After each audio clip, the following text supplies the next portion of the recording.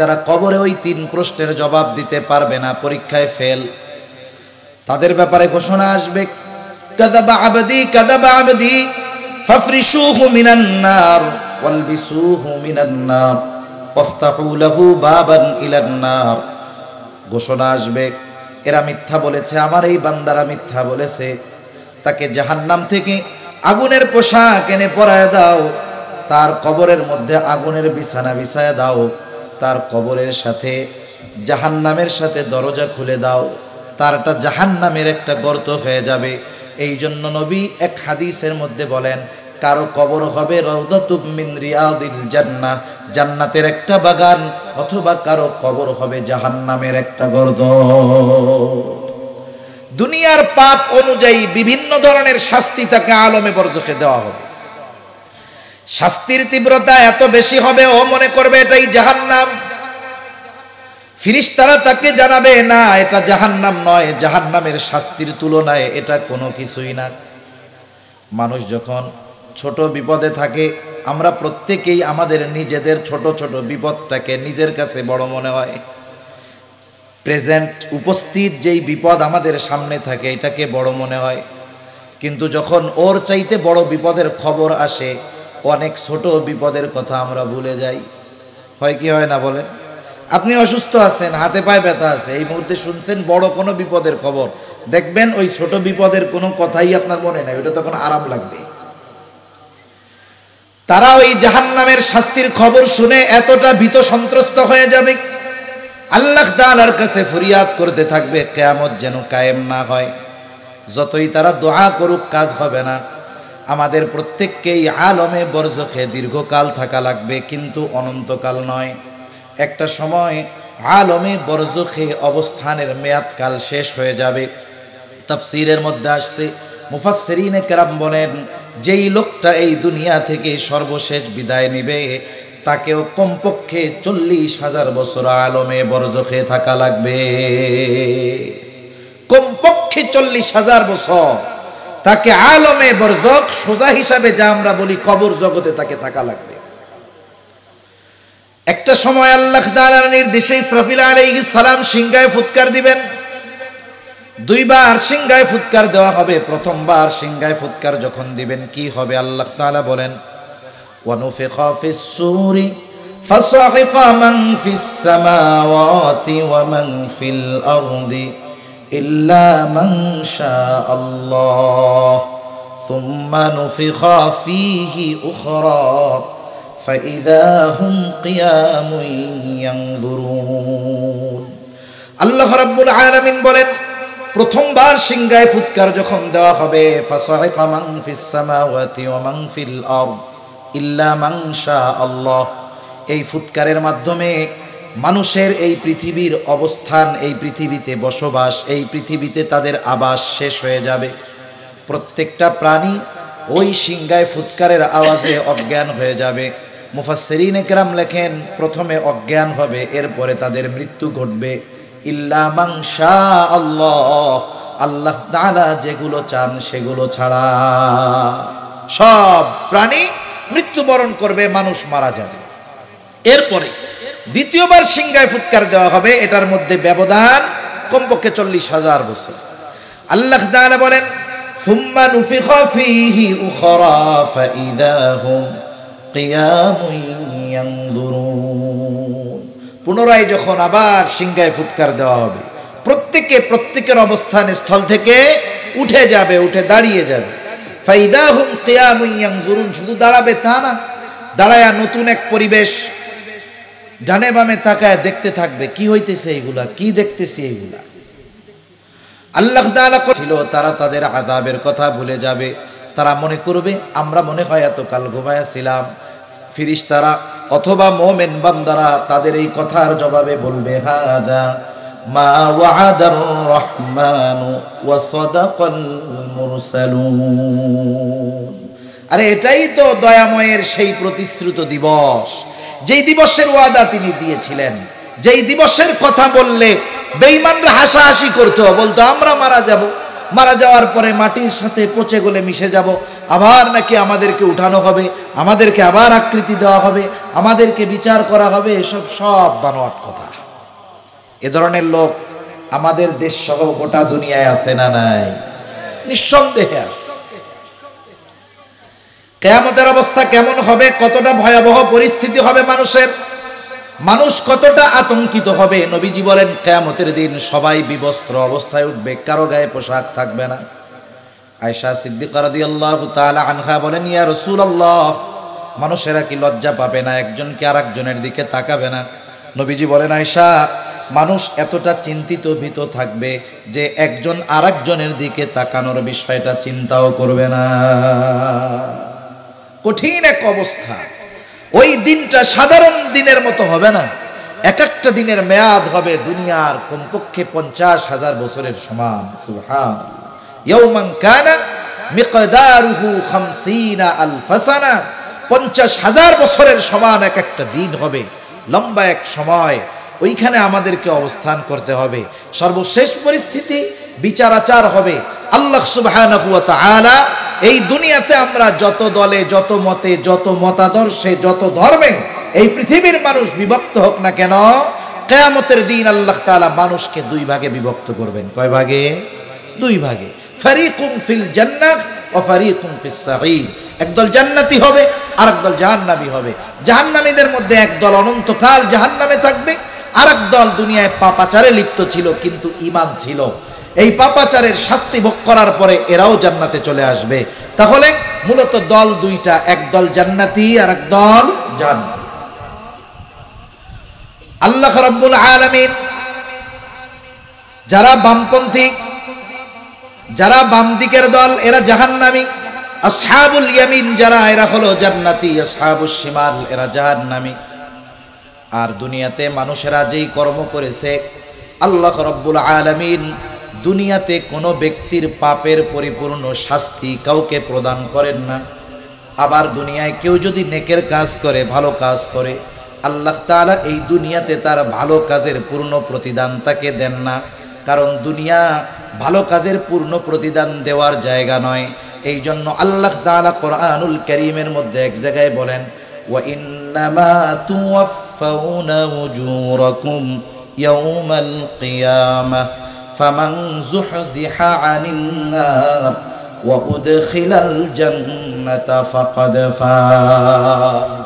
আল্লাহ তাআলা বলেন, ওয়া ইন্নামা তুওয়াফাউনা উজুরাকুম ইয়াউমাল কিয়ামাহ, কিয়ামতের দিন প্রত্যেককে তার পূর্ণ প্রতিদান দেওয়া হবে। যে ভালো কাজ করেছে তাকে ভালো কাজের পূর্ণ প্রতিদান দেওয়া হবে, যে মন্দ কাজ করেছে তাকে কিয়ামতের দিন তার মন্দ কাজের পূর্ণ প্রতিদান দেওয়া হবে।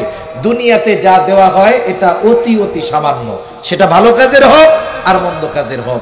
এজন্য যারা আসহাবুশ শিমাল, যারা জাহান্নামী, এরা তাদের কর্মের কারণে আটক থাকবে, আবদ্ধ থাকবে। কোথায়? বলে জাহান্নামের মধ্যে। তাহলে দুনিয়ায় মানুষকে তার বদ আমলের পূর্ণ শাস্তি দেওয়ার জায়গা কোথায়? বলেন জাহান্নাম। কোথায়? জাহান্নাম। লম্বা কথা, আমি অল্প কথার মধ্যে বোঝানোর চেষ্টা করতেছি। আমি যে আয়াতগুলো তিলাওয়াত করেছি, এখানে আল্লাহ তাআলা এই কথাই বলেন, কুল্লু নাফসিন বিমা কাসাবাত রাহিনা ইল্লা আসহাবাল ইয়ামিন। প্রত্যেকে তার কর্মের কারণে আবদ্ধ থাকবে। মুফাসসিরিনে কেরাম বলেন, এখানে উদ্দেশ্য হলো যারা পাপী, পাপাচারে লিপ্ত ছিল, তারা তাদের পাপের কারণে জাহান্নামে আবদ্ধ থাকবে, আটক থাকবে। ইল্লা আসহাবাল ইয়ামিন, তবে যারা ডানপন্থী, ডান দিকের দলের লোক, তারা নয়, কারণ তারা তো জান্নাতি। এইবার জান্নাতি জান্নাতে, জাহান্নামী জাহান্নামে। হাসরের ময়দানে মানুষ ভীত সন্ত্রস্ত থাকবে, কত চিন্তিত ভীত থাকবে, কেউ কাউকে পরিচয় দিতে চাইবে না। আল্লাহ তাআলা কোরআনুল কারীমের মধ্যে একটা চিত্র তুলে ধরে বলেন, ইয়াউমা ইয়াফিরুল মারউ মিন আখিহি ওয়া উম্মিহি ওয়া আবিহি ওয়া সাহিবাতিহি ওয়া বানিহি লিকুল্লি ইমরিইন মিনহুম ইয়াউমা ইদিন শা'নুন ইউগনি। আল্লাহ তাআলা বলেন, কিয়ামতের দিন ভাই ভাইয়ের থেকে পলায়ন করবে। ওয়া উম্মিহি ওয়া আবিহি, পিতামাতার থেকে পলায়ন করবে। ওয়া সাহিবাতিহি ওয়া বানিহি, স্ত্রী সন্তানদের থেকে পালায়ন করবে। পৃথিবীতে প্রত্যেকটা বাবা তার সন্তানের জন্যই কষ্ট করে, পরিশ্রম করে। স্বামী তার স্ত্রীর জন্য করে, সন্তান মা বাবার জন্য করে। দুনিয়াতে কোনো সন্তান যদি মুসিবতে পড়ে, বিপদে পড়ে, সন্তানকে ওই বিপদ থেকে বাঁচানোর জন্য যদি পিতার জীবন দিতে হয়, পিতা ওই সন্তানের কল্যাণের জন্য তার জীবন দিতেও দ্বিধাবোধ করে না। কিন্তু কিয়ামতের দিন ওই সন্তান থেকে পালাবে, কেউ চাইবে না কোনো পরিচিত কারোর সাথে তার দেখা হয়ে যায়। প্রত্যেকে নিজের চিন্তায় বিভোর থাকবে। কিন্তু ওই মানুষগুলো যখন জান্নাতে যাবে, তখন দুনিয়ায় যারা পরিচিতি ছিল সবাইকে খুঁজতে থাকবে। কিন্তু সবাইকে খুঁজে তো আর জান্নাতে পাবে না। পাবে নাকি? সবাইকে খুঁজে জান্নাতে পাবে না। কারণ দেখা যাবে তার অনেক বন্ধু, আত্মীয় স্বজন, আপনজন, প্রিয়জন জাহান্নামের বাসিন্দা হয়ে গেছে। তাফসীরে ইবনে কাসীরের মধ্যে আসছে, আল্লাহ রাব্বুল আলামিন জান্নাতি এবং জাহান্নামীদের মধ্যে দেখা এবং কথাবার্তার ব্যবস্থা করে দিবেন। জান্নাতি জাহান্নামীকে দেখবে, জাহান্নামী জান্নাতীকে দেখবে, জান্নাতি জাহান্নামীদেরকে দেখবে। দেখার জন্য জাহান্নামে যাওয়া লাগবে না, আল্লাহ তাআলা দেখায় দিতে পারবে। আধুনিক প্রযুক্তির কল্যাণে এটা আমাদের জন্য বোঝা সহজ। আপনার কোনো আত্মীয়, আপনার কোনো বন্ধু, সন্তান, ভাই ব্রাদার যদি পৃথিবীর আর এক প্রান্ত আমেরিকায়ও থাকে, তাকে যদি আপনার একটু দেখতে মন চায়, বলেন তো মোবাইলে ইন্টারনেটের কানেকশন দিয়া হোয়াটসঅ্যাপে, ইমোতে, মেসেঞ্জারে ফোন দিলে দেখা যায় কি যায় না? আপনি আপনার এলাকায় বাড়িতে সিসি ক্যামেরা লাগায় রাখছেন, আপনি যদি দুনিয়ার অপর প্রান্তেও থাকেন, মোবাইল দিয়ে আপনি আপনার সিসি ক্যামেরা দিয়ে বাড়িতে কে কোথায় আছে দেখতে পারবেন। যেই আল্লাহ মানুষকে এই বুদ্ধি দান করলেন, ওই আল্লাহ জান্নাতে বসায়া জান্নাতীদেরকে জাহান্নামীদের অবস্থা দেখাতে পারবে কি পারবে না? এটা আল্লাহর জন্য অতি সহজ এক বিষয়। মানুষ যখন আরাম আয়েশে থাকে, সে যদি অন্যান্য মানুষের কষ্ট দেখে, তাহলে এই আরাম আয়েশে যে আছে এই জন্য আল্লাহর কৃতজ্ঞতা বেশি বেশি প্রকাশ করে তারা। মানুষ যদি আরামে থেকে অন্য মানুষের কষ্ট দেখে, তাহলে তার মধ্যে এই আরামে থাকার জন্য আল্লাহ তাআলার প্রতি কৃতজ্ঞতা বাড়ে। জান্নাতীরা যখন জাহান্নামের দিকে তাকায় দেখবে, হায়রে, এ তো আমার অনেক পরিচিত বন্ধু বান্ধব, আত্মীয় স্বজন জাহান্নামের মধ্যে শাস্তি ভোগ করতেছে। একসাথেই তো আমরা চলতাম, একই স্কুলেই তো পড়তাম, একই বাজারেই তো ব্যবসা করতাম, একই এলাকায় তো আমরা খেলাধুলা করতাম। এইবার আল্লাহ তাআলার কাছে শুকরিয়ার মাত্রা বাড়ায় দিবে, বলবে, আল্লাহ, দুনিয়ায় তো ওরাই আমার সাথী ছিল, আপনি যদি আমার প্রতি দয়া না করতেন তাহলে হয়তো আজকে আমাকেও ওদের সাথে জাহান্নামে থাকা লাগতো। আল্লাহর প্রতি কৃতজ্ঞতার মাত্রা তারা বাড়ায় দিবে। এইবার জাহান্নামীরা জান্নাতীদের অবস্থা দেখবে। জাহান্নামীরা দেখবে তার বন্ধু বান্ধব, প্রিয়জন, আত্মীয় স্বজন অনেকে জান্নাতের নেয়ামত ভোগ করতেছে। মনে রাখবেন, অনেক সময় মানুষের কিছু বিষয় দেখার দ্বারা কষ্টের মাত্রা অনুভব হয় বেশি। এমনিই তো জাহান্নামের মধ্যে কষ্টে আছে, আরো যখন দেখবে তার বন্ধু জান্নাতের নাজ নেয়ামত ভোগ করে, তখন তার মধ্যে শাস্তির তীব্রতা অনুভব হবে বেশি আফসোসের কারণে।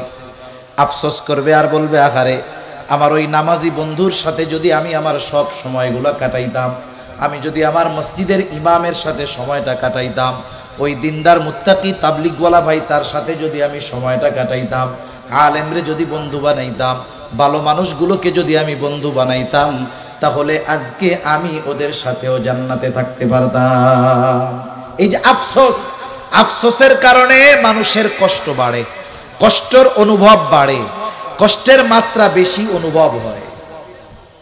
দেখা হইল, এইবার কথাবার্তার ব্যবস্থাও আল্লাহ করে দিবে। আল্লাহ রাব্বুল আলামিনের পরে বলেন, ফি জান্নাতি ইয়াতাসাআলুনা আনিল মুজরিমিন মা সালাকাকুম ফি সাকার। জান্নাতীরা জান্নাতের মধ্যে পরস্পর আলোচনা করবে, তাদের কাছে জানতে চাইবে, মা সালাকাকুম ফি সাকার, কোন কারণে তোমরা এই সাকারের অধিবাসী হইলা, কোন কারণে তোমরা জাহান্নামী হইলা। তাদেরকে জিজ্ঞাসা করবে। আল্লাহ রাব্বুল আলামিন কোরআনুল কারীমের মধ্যে ওই জাহান্নামীরা কি জবাব দিবে আল্লাহ তাআলা তাও জানায়া দিয়েছে। কত সুন্দর স্পষ্ট কথা যে তারা জবাবে বলবে তারা কেন জাহান্নামী। জান্নাতীরা প্রশ্ন করতেছে, কোন কারণে বা কোন জিনিসে তোমাদেরকে এই সাকারে অধিবাসী বানাইলো? কেন তোমরা জাহান্নামী হইলা? এবার জাহান্নামীরা জবাব দিবে। কি জবাব দিবে?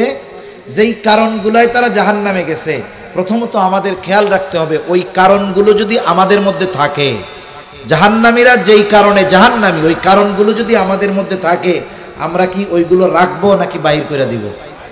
জোরে বলেন, রাখবো না বাহির করে দিব? কারণ দুই একজন আছেন নাকি যে হুজুর সবাই তো জান্নাতে যাইতে চায়, আমি একটু জাহান্নামে যাইবার চাই? আছেন দুই একজন?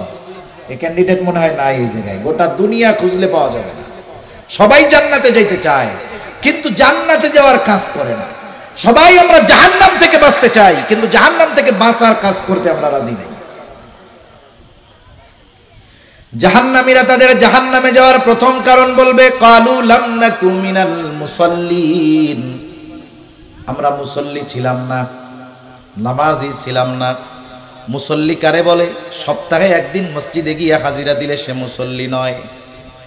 প্রত্যেক জায়গায় একই অবস্থা, বিশেষ করে আমাদের ঢাকা শহরে 6 তলা 7 তলা মসজিদ, মহল্লার মসজিদ, জুমার দিন সব ভরে যায়।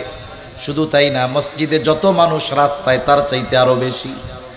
যেই মহল্লায় এত মানুষ জুমার নামাজে হাজির হলো, তার মানে এই মানুষগুলো মহল্লার মানুষ, সবগুলোর উপরে নামাজ ফরজ। কিন্তু দেখা যাবে কি হবে, ওই দিনই জুমার দিন শুক্রবার আসরের নামাজে 5 তলা তো বহু দূরের কথা, নিচের তলার 5টা কাতারও আসরের নামাজে ভরে না।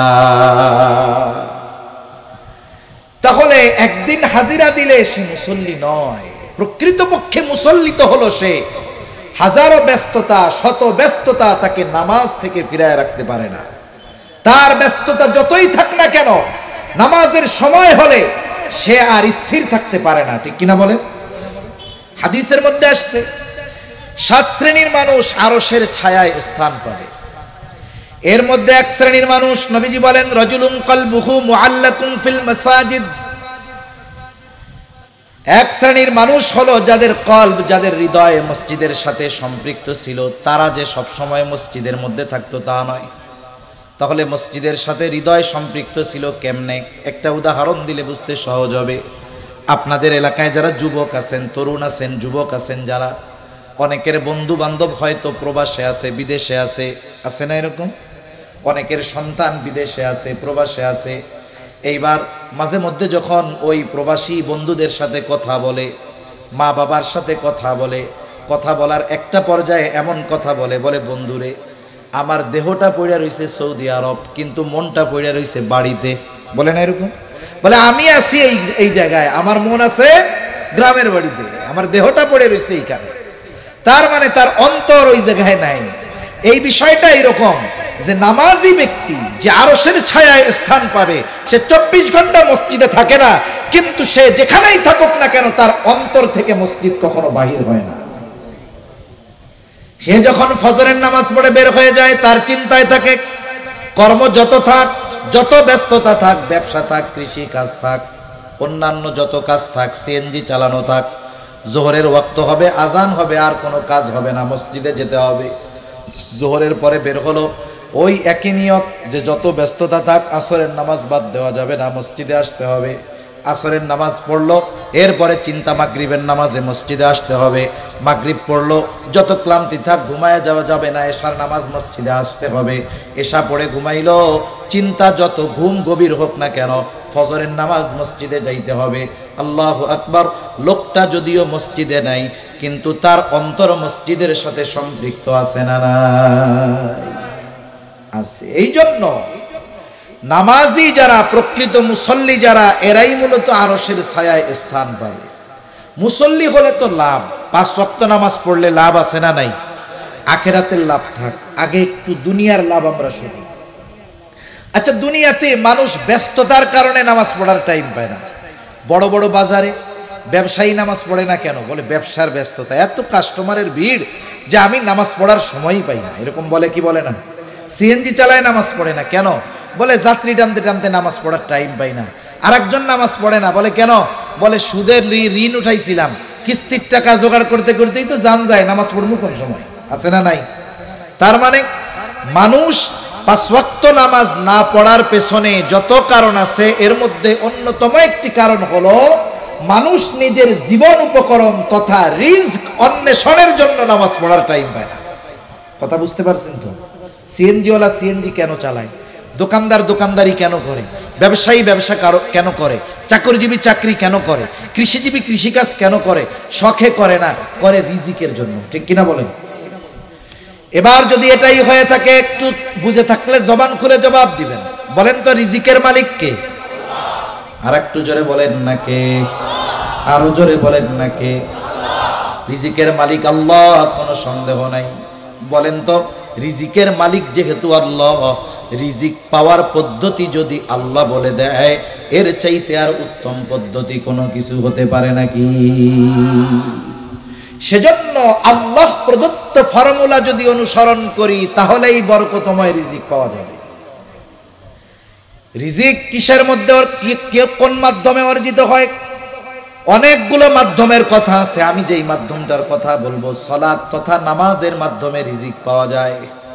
আল্লাহ রাব্বুল আলামিন কোরআনুল কারীমের মধ্যে বলেন, ওয়া'মুর আহলাকা বিস-সালাতি ওয়াসতাবির আলাইহা লা নাসআলুকা রিজকা নাহনু নারযুকুকা ওয়াল আকিবাতু লিত-তাকওয়া। তবে এই নামাজ একা পড়লে হবে না, মুসল্লি একা হলে হবে না, ঘরের মানুষগুলাকেও মুসল্লি বানাতে হবে। কারণ আল্লাহ তাআলা কোনো অভিভাবককে ছাড় দিবেন না। প্রত্যেকটা অভিভাবককে তার অধীনস্থদের ব্যাপারে কিয়ামতে আল্লাহ জিজ্ঞাসা করবেন। নবীজি বলেন, কুল্লুকুম রাঈন ওয়া কুল্লুকুম মাসউলুন আন রাইয়াতিহি। প্রত্যেকেই দায়িত্বশীল, প্রত্যেককে তার দায়িত্বের ব্যাপারে জিজ্ঞাসা করা হবে। শুধু তাই না, আল্লাহ তাআলা কোরআনুল কারীমের মধ্যে বলেন, ইয়া আইয়ুহাল্লাযীনা আমানু কু আনফুসাকুম ওয়া আহলিকুম নারা। হে ঈমানদারেরা, নিজে জাহান্নামের আগুন থেকে বাঁচো, অধীনস্থদেরকেও বাঁচাও। তাহলে বলেন তো, পিতা যদি একা নামাজ পড়ে, অধীনস্থরা যদি নামাজ না পড়ে, কাজ হবে? ধরা খেতে হবে কি হবে না? নিঃসন্দেহে হবে। আর একটা বিষয়, অভিভাবকের রিজিকে বরকত হবে অধীনস্থদের নামাজি হওয়ার কারণে। একজন অভিভাবক, সে নামাজি, অনেক উপার্জন করে, কিন্তু তার অধীনস্থ যারা, এরা নামাজি নয়, তাহলে ওই বেনামাজিদের কারণে এই অভিভাবকের রিজিককে আল্লাহ বরকত শূন্য করে দিবে। অনেকে মাঝে মধ্যে প্রবাস থেকে ফোন দেয়, বলে যে হুজুর একটু দোয়া করেন। কেন দোয়া কেন? বলে এত উপার্জন করি, বরকত হয় না। অনেক উপার্জন করি হুজুর, বরকত হয় না। স্বাভাবিক প্রবাসে যারা থাকে, এরা কয়েকটা বদভ্যাসে লিপ্ত হয়। এর মধ্যে একটা হলো জুয়া। জিজ্ঞাসা করি, ভাই খোলা মনে বলেন, জুয়া টুয়া খেলেন নাকি? বলে না। কোনো নেশার অভ্যাস আছে নাকি? বলে না। হুজুর কোনো বদ অভ্যাস নাই, নামাজ কালাম ঠিক মতো পড়ি, এরপরেও এত টাকা উপার্জন করি, বরকত নাই। কয়েকজনকে জিজ্ঞাসা করেছি, আপনি তো নামাজ পড়েন, তাহাজ্জুদ পড়েন, কোরআন তিলাওয়াত করেন, আপনার বাড়ির অবস্থা কি? বলে হুজুর দুঃখের কথা, এত বুঝাই, আমার স্ত্রী পর্দাও করে না, নামাজও পড়ে না, সন্তানগুলাও ঠিকমতো নামাজ পড়ে না। আমি বলি তখন, ভাই আপনি তো ছিদ্র কলসে পানি ঢালতেছেন, কিয়ামত পর্যন্ত ঢালতে থাকবেন, কিন্তু কলস পূর্ণ হবে না। আপনি নামাজি হয়েছেন, অধীনস্থরা নামাজি হয় নাই, আপনাকে আল্লাহ তাআলা বরকতময় রিজিক দিবে না, এটাই স্বাভাবিক। এজন্য আল্লাহ তাআলা এখানে নির্দেশ দিলেন কি, ওয়া'মুর আহলাকা বিস-সালাতি ওয়াসতাবির আলাইহা। তুমি তোমার অধীনস্থদেরকে নামাজের আদেশ করো, তুমিও তার উপরে অটল থাকো। তার মানে মুসল্লি নিজেও হও, ঘরের মানুষগুলারেও মুসল্লি বানাও। তাইলে লাভ কি? দুনিয়ার লাভের কথা আল্লাহ তাআলা বলেন। আল্লাহ তাআলা বলেন, ওয়া'মুর আহলাকা বিস-সালাতি ওয়াসতাবির আলাইহা লা নাসআলুকা রিজকা। বান্দা, আমি আল্লাহ তোমার কাছে রিজিক চাই না, নাহনু নারযুকুকা। মূল কথা হইল, তুমি নামাজি, ঘরের মানুষগুলো নামাজি, নাহনু নারযুকুকা, আমি আল্লাহ তাহলে তোমাকে রিজিক দিয়া দিব। এখন বলেন, রিজিকের জিম্মাদারি যদি রাজ্জাক নিয়ে নেয়, রাজ্জাকের কথা অনুযায়ী যদি আমরা নামাজি হয়ে যাই, রাজ্জাক যেই রিজিক দিবেন ওটা যদি অল্প হয়, ওটার মধ্যে পরিপূর্ণ বরকত থাকবে। ঠিক কিনা বলেন? সেজন্য কোয়ান্টিটি এক জিনিস, কোয়ালিটি আর এক জিনিস। পরিমাণ বেশি হলেই যে বরকত হয় তা না, আবার পরিমাণ কম হলে যে জীবন চলে না তা না। পরিমাণ কম হলেও যদি ওর মধ্যে বরকত থাকে, ওই অল্প দিয়েও জীবন যাপন করা যায় কি যায় না? সেজন্য দুনিয়ার লাভ, একটা লাভের কথা বললাম, রিজিক লাভ করা যায়। যেই রিজিক উপার্জনের জন্য মানুষ নামাজ পড়ার সময় পায় না, নামাজ পড়লে সেই রিজিক দেওয়ার ওয়াদা যিনি দিলেন তিনি কে? এইবার কিয়ামতের ময়দানে কি হবে? নবীজি বলেন আউয়ালু মা ইউহাসাবু বিহিল আবদু ইয়াউমাল কিয়ামাতিস সালাহ। কিয়ামতের দিন সর্বপ্রথম নামাজের হিসাব নেওয়া হবে। আর এক হাদিসের মধ্যে নবীজি আর একটু বাড়ায় বলেন, যার এই হিসাবটা সহজ হয়ে যাবে তার বাকি হিসাব যিনি সহজ করে দিবেন তিনি কে? দুনিয়ার নিজাম এরকম, যখন দুনিয়ায় কোনো পরীক্ষা হয়, পরীক্ষার একেবারে শেষ সময় শিক্ষকরা ছাত্রদের কিছু স্পেশাল বুদ্ধি দেয়, টিপস দেয়। কি বুদ্ধি দেয়? যে শোনো, তোমরা পরীক্ষার হলে যাবা, প্রশ্নপত্র আসার সাথে সাথেই লেখা শুরু করবা না, আগে প্রশ্নটারে 3 বার পড়বা। কয়বার পড়বা? 3 বার রিভিশন দিবা। 3 বার রিভিশন দেওয়ার পরে যেই প্রশ্নটা তুমি সবচাইতে সুন্দরভাবে লিখতে পারবা, ওইটা যদি একেবারে 10 নম্বরেও থাকে, ওইটারে প্রথমে খাতায় লিখবা। এরপরে ওর চাইতে যেটা একটু কম ভালো পারো, এইটা এরপরে ধারাবাহিকভাবে লিখতে লিখতে একেবারে খারাপ যেটা পারো সেটারে সবার লাস্টে লিখবা। প্রশ্নপত্রের সিরিয়াল মেনটেনের দরকার নাই, তুমি যেটা ভালো পারো সেটা আগে লিখবা। এটা হলো নিয়ম, স্যার বলে দিছে এরকম। এবার টিচাররা ছাত্ররা পরীক্ষার হলে গেছে, সবাই একই জিনিস পড়ছে। পরীক্ষার হলে গিয়ে একজন ওস্তাদের কথা শুনছে, সে যেটা ভালো পারে সেটা আগে লেখছে, নির্ভুলভাবে সুন্দরভাবে উত্তর দিছে। এরপরে যেটা কম পারে সেটা এরপরে লেখছে। এরপরে লিখতে লিখতে লাস্টে যেটা মোটামুটি পারে না, ওটার মধ্যে যা মন চায় তাই লেখা দিয়ে চলে আসছে। আরেকজন চিন্তা করছে যে আমি প্রশ্নপত্রের ধারাবাহিকতা মেনটেন করব। এই চিন্তা করে 1 নম্বরে যেই উত্তরটা দিতে গেছে ওইটা সে ভালো মতো পারে না। যেটা আমি ভালো মতো পারি না সেটা বলতে গেলেও ভুল হবে, লিখতে গেলেও ভুল হবে, ঠিক কিনা বলেন? এখন সে প্রথম পেজে লেখছে 10 লাইনের মধ্যে 15 জায়গায় কাটাছিড়া, কিন্তু শেষের প্রশ্নটা লেখছে, উত্তরটা লেখছে একেবারে নির্ভুল। এখন খাতা এক্সামিনারের কাছে গেল, যিনি খাতা দেখেন, প্রথমে যে ভালো লেখছে, নির্ভুলভাবে প্রথমটা লেখছে, দেখে কত সুন্দর, অন্তর ভরে গেছে, নাম্বার তো আর নিজের গাঠের থেকে দিবে না, একেবারে 10-এর মধ্যে 10। কলম তো উপরে উঠছে, ওইটা আর নামে না। একেবারে শেষ প্রশ্নের মধ্যে ওইখানে উত্তর ছিল আর একটা, লেখছে এক কবিতা, ওই জায়গাও 10-এর মধ্যে 6। হিসাব করে দেখা গেল সে পেয়ে গেছে গোল্ডেন A+। একই জিনিস আর একজন লিখছে, কিন্তু তার সিরিয়ালটা এমন হয়েছে যে তার যেটা খারাপ পারে সেইটা আগে লেখছে। প্রথম পেজেই যখন 10 জায়গা কাটা কালি, কালো কালি দিয়ে ভরা, মেজাজ খারাপ হয়ে গেছে, দেখা দিচ্ছে 10-এর মধ্যে 2। শেষ প্রশ্নটা নির্ভুল সুন্দর, আগের জনের চাইতেও ভালো লিখছে, কিন্তু কলম তো নিচে নামছে, ওইটা উঠে না, 10-এর মধ্যে 3। দেখা যাবে শুধুমাত্র ভালোটা আগে লেখার কারণে একজন পেয়ে গেল গোল্ডেন A+। একই উত্তর একই সব, একজন খারাপটা আগে আনার কারণে দেখা গেল তার মোটামুটি পাস করতেই জান বের হয়ে যাচ্ছে। তাহলে দুনিয়ার নিজাম দেখেন, প্রথমটা ভালো হওয়ার কারণে বাকিগুলাকেও ভালো মার্ক দিয়ে দেওয়া হলো। অনুরূপভাবে যখন কারো নামাজের হিসাব ঠিক মতো হয়ে যাবে, বাকিগুলাও আল্লাহ সহজ করে দিবে। কেমন যেন আল্লাহ দেখে নাই, দেখাও না দেখার ভান করবে। অনেক তালিবুল ইলম এইখানে আছেন, আপনারা বুঝবেন, হেফজখানায় হোক আর মাদ্রাসার কিতাব বিভাগে হোক, কিছু ছাত্র থাকে যারা লেখাপড়া ভালো মতো করে কিন্তু একটু দুষ্টুমি করে। দুষ্টুমিটা এমন না যে যার কারণে তাকে শাস্তি দেওয়া হবে, শাস্তিযোগ্য দুষ্টুমি না।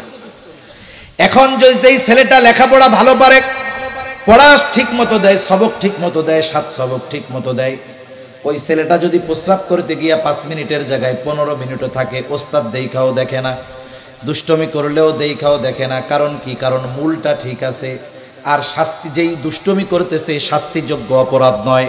এই জন্য ওস্তাদ অনেক সময় ওই লেখাপড়া পারনেওয়ালা ছাত্রদেরকে ছোটোখাটো দুষ্টমি দেখাও কেমন যেন দেখে না। কিন্তু যেই ছেলেটা লেখাপড়া পারে না, ওর প্রস্রাবে চাপ দিছে, দাঁড়াইছে, হুজুর 1 নম্বরে যাবো, খালি তোর মুতে চাপ ধরে, লেখাপড়ার নামে খবর নাই, খালি মুতস্তই দিন ভরে। হ্যাঁ, এই যে এর ছোট জরুরতটা, এটা ওস্তাদের চোখে পড়ে কেন?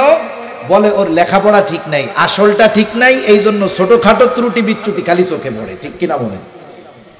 কিয়ামতের দিন বিষয়টা এরকম হবে। বুজুর্গানে দিন বলেন, নামাজের হিসাব যখন কারো সহজ হয়ে যাবে, পার পেয়ে যাবে, ঠিক মতো পেয়ে যাবে, অনেক ত্রুটি বিচ্যুতি আল্লাহ তাআলা দেখাও না দেখার ভান কইরা তাকে মাফ করে জান্নাত দিয়া দিবে। এই জন্য জাহান্নামীরা জাহান্নামে যাওয়ার 1 নম্বর কারণ হলো তারা নামাজি ছিল না, মুসল্লি ছিল না। আমরা আমাদের ব্যস্ততা যত থাক, যত প্রয়োজনীয়তা থাক আমরা নামাজ ছাড়বো না। বলেন ইনশাআল্লাহ নামাজ ছাড়বো না। ইনশাআল্লাহ খাঁটিটা বলতে হবে। এক জায়গায় তাবলিগ জামাত আসছে, এখন আইসা একজনের এমন তশকিল করা শুরু করছে 3 চিল্লার লেগে আর ছুটতে পারে না। আর একজনে কানে কানে কয়ে আইসা কয় যে ইনশাআল্লাহ কস এটা দিব। কথা বুঝেন নাই মনে হয়? ওরে তো তশকিল করতেছে যে তুমি 3 চিল্লায় চলো, ব্যাক চিল্লায় চলো। এখন লজ্জায় না কইতে পারে না, আবার হাও কইতে পারে না। ও একটা টেনশনের মধ্যে পড়ে গেছে না, তখন আরেক বন্ধু এসে ওর কানের কাছে মুখ লাগায় কয় তুই কও যে ইনশাআল্লাহ জামুনে। তার মানে বলেন তো, এই যে ইনশাআল্লাহ বলছে এটা কি আসলে যাওয়ার জন্য বলছে না বাঁচার জন্য বলছে? বর্তমানে ইনশাআল্লাহর পরিভাষা এরকম হয়ে গেছে, একজনের কিছু বললে সে না কয় না, না না কইয়া কয় ইনশাআল্লাহ। নার পরিবর্তে কি ব্যবহার করে? ইনশাআল্লাহ। এটা ঠিক না, এটা ঠিক নয়। এজন্য অরিজিনাল ইনশাআল্লাহ বলতে হবে যে আমরা আমাদের শত ব্যস্ততার মধ্যেও নামাজ ছাড়বো না। নামাজ জান্নাতের চাবি। দৈনিক 1 ঘন্টা সময় লাগে। আমি আপনি যদি 1 ঘন্টা 1.5 ঘন্টা সময় আল্লাহর ঘরে না দেই, আল্লাহর কুদরতি কদমে সাজদা না দেই, তাহলে আল্লাহ তাআলা আমাদের অনন্তকালের জান্নাত দিবেন, এটা আশা করা ভুল। এজন্য 1 নম্বরে জাহান্নামীরা বলবে লাম নাকু মিনাল মুসাল্লিন, আমরা মুসল্লি ছিলাম না, জাহান্নামীরা বলবে। আর আমাদের ওয়াদা হবে আমরা মুসল্লি হব। শত ব্যস্ততা আসুক, কষ্ট আসুক, আমরা নামাজ ছাড়বো না। মাঝে মধ্যে ফিলিস্তিনের, ইসরায়েলের জালেমদের বোমার আঘাতে ক্ষতবিক্ষত হয়ে যাওয়া অনেক ছোট ছোট বাচ্চাদের ভিডিও আসে। আরে হাতটা পড়ে গেছে, ব্যান্ডেজ বাঁধা, নাকের মধ্যে অক্সিজেনের মাস্ক লাগানো, দেখা যায় ওই অবস্থায় ওই ছোট বাচ্চাটা নামাজ ছেড়ে দেয় না। সেজন্য জীবনের শত ব্যস্ততা যত কিছু থাক, নামাজ ছাড়া যাবে না।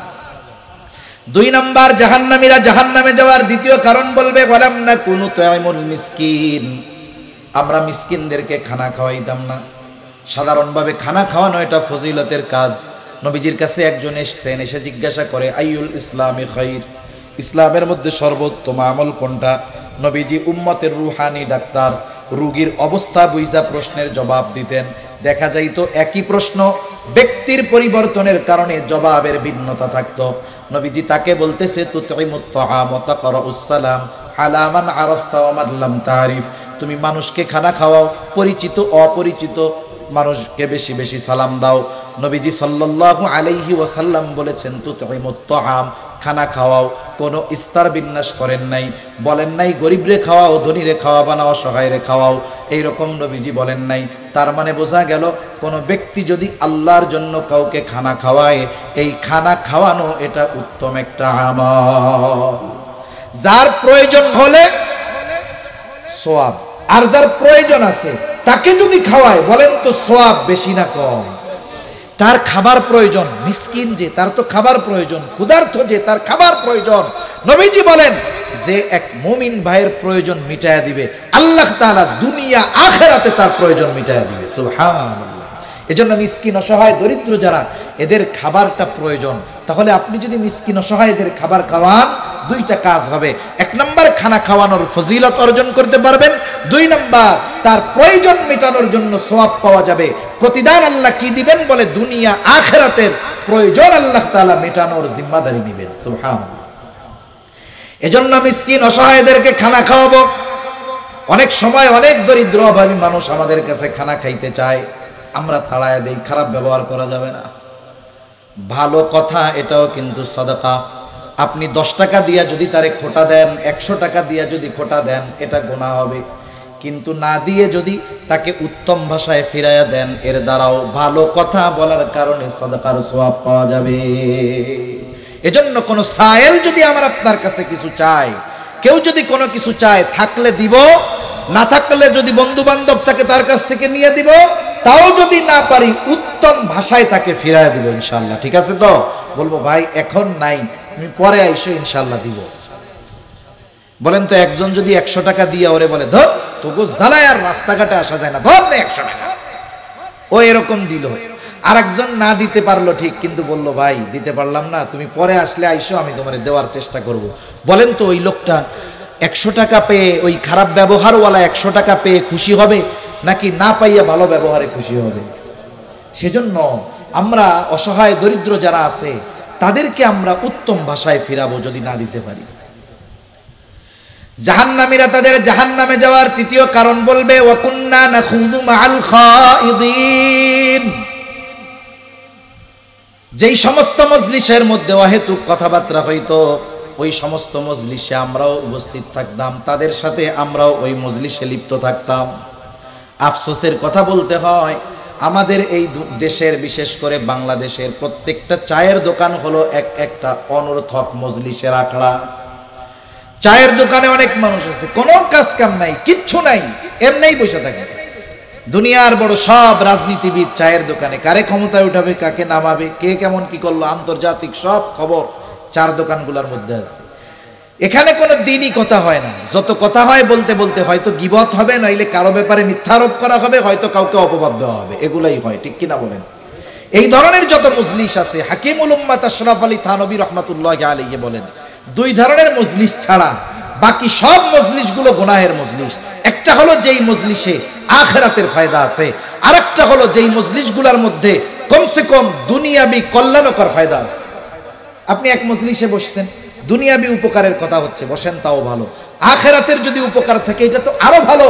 কিন্তু এই দুই ধরনের মজলিস ছাড়া বাকি যত মজলিস আছে, এই মজলিসগুলো কিন্তু কিয়ামতে জাহান্নামে যাওয়ার কারণ হয়ে দাঁড়াতে পারে। আবার অনেকে চায়ের দোকানে বসে টাইম পাস করে, সময় কাটায়, আছে না নাই? মোবাইলে সময় কাটায়, গেম খেলে, ফেসবুক চালায়। অনেকে চায়ের দোকানে বসে চা খেয়ে খেয়ে সময় কাটায়, পান খেয়ে সময় কাটায়। হায় রে, আজকে সময়ের মূল্য আমরা বুঝতেছি না। সময়ের মূল্য যেদিন বুঝে আসবে ওই দিন সময় ফেরত পাওয়া যাবে না। এজন্য হায়াত থাকতে হায়াতের কদর করতে হবে। কারণ একটা মানুষ যখন মারা যায় সে কিন্তু আফসোস করে সময়ের জন্য, আল্লাহ তাআলার কাছে একটু সময় চায়। লাউলা আখারতানি ইলা আজালিন করিব ফাআসাদদাকা ওয়া আকুম মিনাস সালিহিন। আফসোস করে আর বলে, আমাকে যদি সামান্য সময়ের জন্য অবকাশ দেওয়া হইতো, আমি দুনিয়ায় যাইতাম, আমার সম্পদ থেকে দান সাদকা করতাম, শুধু তাই না, নেক কাজ করে সৎকর্মশীলদের অন্তর্ভুক্ত হয়ে যাইতাম। একটা মানুষ মৃত্যুর পরে দুনিয়ার হায়াতের সময়ের মূল্য বুঝতে পারবে। সময়ের মূল্য তখন বুঝতে পারবে ঠিক, কিন্তু বলেন তো তার জন্য তখন করার কিছু থাকবে নাকি? এই দুনিয়ার এই হায়াত সবচেয়ে মূল্যবান সময়। এজন্য এই হায়াত আমরা হেলায় খেলায় চায়ের দোকানে অনর্থক মজলিসে বসে কাটাবো। 4 নম্বর, ওয়া কুন্না নুকাদ্দিবু বিয়াউমিদ্দিন। আমরা কিয়ামতের দিবসকে অস্বীকার করতাম। মুফাসসিরিনে কেরাম বলেন, উপরোক্ত 3টা ত্রুটি যদি কারো মধ্যে থাকে কিন্তু কিয়ামতের ব্যাপারে বিশ্বাসী ইমানদার, তাহলে তাকে শাস্তি দেওয়া হবে ঠিক, কিন্তু অনন্তকাল জাহান্নামে থাকবে না। কিন্তু যেই ব্যক্তি ওই অপরাধগুলার সাথে সাথে কিয়ামতের ব্যাপারে অবিশ্বাসী, নিঃসন্দেহে অনন্তকাল তাদেরকে জাহান্নামে থাকা লাগবে। ওয়া কুন্না নুকাদ্দিবু বিয়াউমিদ্দিন। আমরা কিয়ামতের দিবসকে অস্বীকার করতাম। কিয়ামতের প্রতি বিশ্বাস এটা ঈমানের 6টি ভিত্তির অন্যতম একটি ভিত্তি। আমরা ছোটবেলায় মক্তবে পড়েছি, আমাদেরকে পড়ানো হইতো, তখন তো না বুঝা পড়তাম, মুখস্থ করাইতো, কিন্তু ওর মধ্যেই যে আমাদের জীবনের মূল নীতি, আমাদের ঈমানের বীজ তখন যে আমাদের অন্তরে বপন করে দেওয়া হতো, আমরা ছোটবেলা বুঝতাম না, কিন্তু জীবনের সবচাইতে গুরুত্বপূর্ণ শিক্ষাগুলো আমাদেরকে মক্তব থেকে দেওয়া হইতো। কি পড়ছি আমরা? আমানতু বিল্লাহ ওয়া মালাইকাতিহি ওয়া কুতুবিহি ওয়া রুসুলিহি ওয়াল ইয়াউমিল আখিরি ওয়াল কদরি খাইরিহি ওয়া শাররিহি মিনাল্লাহি তাআলা ওয়াল বাসি বাদাল মাউত। এখানে মোট 7টি কথা আছে, কিন্তু একটা আছে 2 in 1, ওয়াল ইয়াউমিল আখিরি ওয়াল বাসি বাদাল মাউত। এই দুইটা হলো 2 in 1, একের মধ্যে 2। এই হিসাবে ঈমানের ভিত্তি 6টা। একেবারে মৃত্যুর পর থেকে নিয়ে সব কিছুকেই পরকাল যদি ধরা হয়, কিয়ামত পরকাল যদি ধরা হয়, তাহলে এই পরকালের প্রতি পূর্ণাঙ্গ বিশ্বাস রাখতে হবে। কেউ যদি পরকালের কোনো বিষয়কে আংশিক অবিশ্বাস করে, নিঃসন্দেহে সে হবে ঈমান। সব বিশ্বাস করে না, বলে জান্নাত জাহান্নাম বলতে কিচ্ছু নাই রে, এই অংশ যদি অবিশ্বাস করে, বলেন তো তার ঈমান থাকবে নাকি যাবে? তাহলে মৃত্যু পরবর্তীকালীন সময় থেকে নিয়ে পরকালে যা কিছু আছে সব কিছুর প্রতি পূর্ণ বিশ্বাস রাখতে হবে। যদি সে না রাখে তার সব আমল বরবাদ হয়ে যাবে, ওগুলো পরকালে কোনো কাজে আসবে না। এজন্য কিয়ামতের প্রতি বিশ্বাস মূলত মানুষকে প্রকৃত মানুষে পরিণত করে। কারণ এই দুনিয়ায় কারো কর্মের পূর্ণ শাস্তি বা পূর্ণ পুরস্কার কাউকে দেওয়া হয় না, কিন্তু কিয়ামতের প্রতি যার যত বিশ্বাস বেশি হয়, দুনিয়ার মধ্যে তার কর্ম তত সুন্দর হয়। কারণ পরকালের বিশ্বাস মানুষকে বাস্তব মানুষে পরিণত করে তোলে। একটা মানুষকে সিসি ক্যামেরার দ্বারা, আইনের দ্বারা, প্রশাসনের দ্বারা পরিপূর্ণ অপরাধ থেকে ফেরানো অসম্ভব, কিন্তু ওই মানুষটার মধ্যে যদি আল্লাহর ভয় ঢুকে যায়, কিয়ামতের দিন আল্লাহর সামনে দাঁড়িয়ে হিসাব দেওয়ার ভয় যদি তার মধ্যে ঢুকে যায়, আল্লাহর কসম, মানুষের সামনে তার চরিত্র যেমন হয়, রাতের আধারে একাকী তার চরিত্র তেমনই থাকে। এমন হয় না যে মানুষের সামনে তার চরিত্র একরকম, মানুষের অগোচরে তার চরিত্র আর এক রকম, এমনটা হয় না। বরং ওই পরকালের ভয় তার চরিত্রকে মানুষের সামনেও যেমন ভাবে উপস্থাপন করে, লোকচক্ষুর অন্তরালেও তার চরিত্রটা ওই রকম সুন্দরী থাকে। এরপরে তারা কি বলবে? বলবে হাত্তা আতানাল ইয়াকিন। এভাবেই চলছিল হায়াত। মৃত্যুর ব্যাপারে উদাসীন ছিলাম, কিয়ামতের ব্যাপারে উদাসীন ছিলাম। হাত্তা আতানাল ইয়াকিন, দৃঢ় সত্যের আগমন ঘটে গেল। দৃঢ় সত্য কি? বলে দৃঢ় সত্য হলো মৃত্যু। দৃঢ় সত্য কি বলেন? মৃত্যু। জোরে বলেন কি? এ দুনিয়াতে আল্লাহ তাআলার ব্যাপারে অবিশ্বাসী লোক অনেক আছে, নাস্তিক আছে না নাই? স্রষ্টার অস্তিত্বের ব্যাপারে এ দুনিয়ায় মানুষ বিভক্ত। একদল বলে স্রষ্টা বলে কিছু নাই, আর একদল সংশয়বাদী বলে থাকতেও পারে নাও পারে। আমরা বলি আল্লাহ তাআলা আছেন, কোনো সন্দেহ নাই, আল্লাহর অস্তিত্ব আছে। এই ব্যাপারেও ইখতিলাফ আছে, কিন্তু মৃত্যুর ব্যাপারে মতানৈক্য এ দুনিয়ায় আছে। কথা বলে না। নাস্তিক কে কথা বলে যে আমি মরবো না, এটা কি বলে? তাহলে মৃত্যু এটা এমন এক সত্য যেটাকে সবাই স্বীকার করে, এজন্য এটাকে দৃঢ় সত্য বলা হয়েছে। হাত্তা আতানাল ইয়াকিন, দৃঢ় সত্যের আগমন ঘটলো, মৃত্যু চলে আসলো। কি হবে? আল্লাহ তাআলা বলেন ফামা তানফাউহুম শাফাআতুশ শাফিঈন, এদের জন্য কোনো সুপারিশকারীর সুপারিশ গ্রহণ করা হবে না। কেউ যদি আমলগুলো খারাপ করে, ঈমান ঠিক থাকে, শাস্তির পরে সে মাপ পেয়ে যাবে। কিন্তু এই চার বদঅভ্যাসের মধ্যে যদি তার এটাও থাকে যে সে পরকালকে অস্বীকার করত, নিঃসন্দেহে সে জাহান্নামী, তার জন্য কারো সুপারিশ কবুল হবে না। তাই আল্লাহ তাআলা আমাদের সকলকে এই জাহান্নামীদের জাহান্নামে যাওয়ার এই কর্মগুলো থেকে বেঁচে থাকার তৌফিক দান করুন। সকলে জবান খুলে বলি আমিন।